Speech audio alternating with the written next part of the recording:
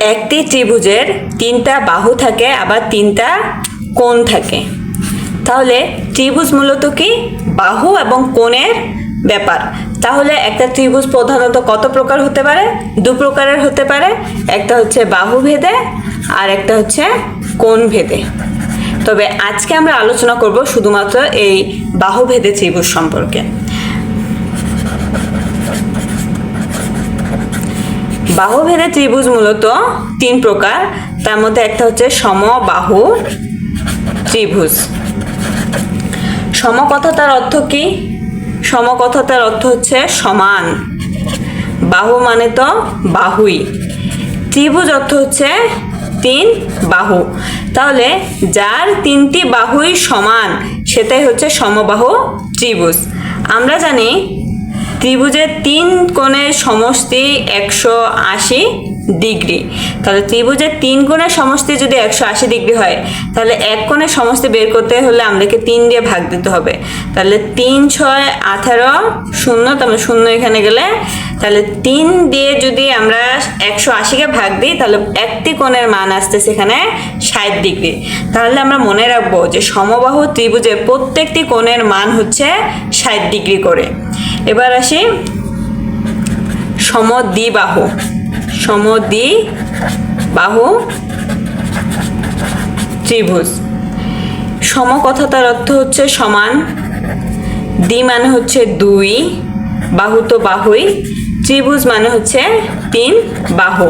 তাহলে আমরা এখানে মনে রাখবো যে যার তিনটা বাহুর মধ্যে দুইটি বাহু সমান সেটাই হচ্ছে সমদ্বিবাহু ত্রিভুজ। তিনটি বাহুর মধ্যে কয়টি বাহু সমান হতে হবে? দুইটি বাহু যদি সমান হয় সেক্ষেত্রে সেটা হচ্ছে সমদ্বিবাহু ত্রিভুজ। তাহলে সাপোজ ধরেন এই কোণটার মান এবং এই বাহুটার মান এবং এই বাহুটার মান যদি সমান হয়, অথবা এই বাহুটা কিংবা এই বাহুটার মান সমান হইতে হবে, অর্থাৎ এখানে দুইটার মান সমান হইতে হবে। সাপোজ এটা যদি হয় 90 ডিগ্রি, তাহলে এই দুইটা হইতে হবে 45 ডিগ্রি করে। আমি যখন এখানে দিই 30 ডিগ্রি, এখানে দিই আমি হচ্ছে 55 ডিগ্রি, তাহলে কিন্তু হবে না। দুইটা বাহুকে কি হতে হবে? সমান হতে হবে। দুইটা বাহু সমান হলে সেক্ষেত্রে সেটা সমদ্বিবাহু ত্রিভুজ হবে। তিনটা বাহু সমান হলে সেটা সমবাহু ত্রিভুজ হবে। এবার আসি আমরা 3 নাম্বার হচ্ছে বিষম বাহু ত্রিভুজ। আচ্ছা, বিষম কথাটার অর্থ হচ্ছে অমিল। অমিল বলতে কি বোঝায়? যেটা অসমান, মানে সমান না। তাহলে ত্রিভুজ মানে কি?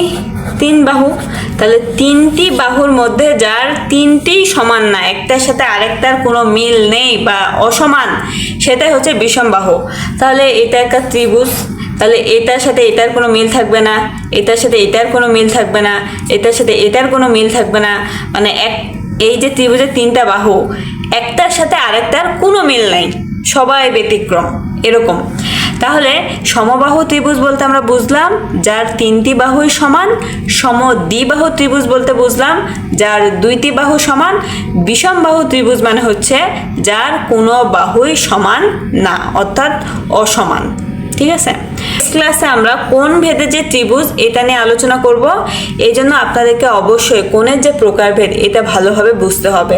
যারা যারা কোণের প্রকারভেদ সম্পর্কে এখনো ভালোভাবে ক্লিয়ার না, তারা চাইলে আমার কোণ রিলেটেড যে ভিডিওটি আছে সেটা দেখে আসতে পারেন। দেখলে আপনার কাছে কালকে কোণ ভেদে ত্রিভুজ যখন আলোচনা করব একদম পানির মতো সহজ মনে হবে।